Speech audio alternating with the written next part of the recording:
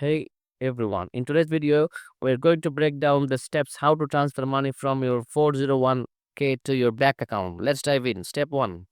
Before transferring, it's crucial to understand your 401k plan's rules.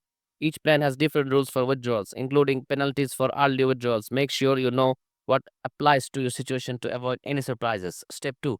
Not all 401k plans allow in service withdrawals. This means you might be able to access funds before retirement if you meet certain conditions like financial hardship. Always check what your plan provide to see if this is an option for you.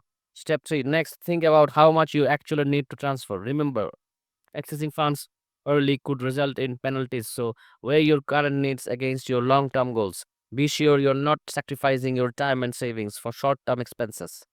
Step 4. Get in touch with your plan administrator to get the forms and instructions needed for the transfer. They'll guide you through the paperwork and provide the details necessary for the process.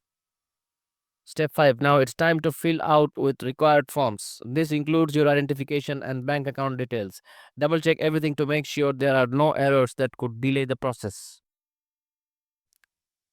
You'll have the options for a direct transfer or indirect one. A direct transfer sends the funds straight from your 401k to your bank account, which is quicker and easier. An indirect transfer involves receiving a check first and depositing it yourself, which may have extra paperwork and tax implications.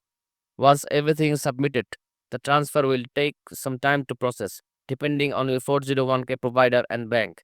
This could take a few days or even couple of weeks. Stay patient and monitor your account to ensure the funds show up. And that's it. By following these steps, you can successfully transfer money from your 401k to your bank account and when you need it. Just be mindful on the rules, penalties, and tax implications so you make the best choice for your financial future. Thanks for watching and don't forget to like and subscribe for more tips.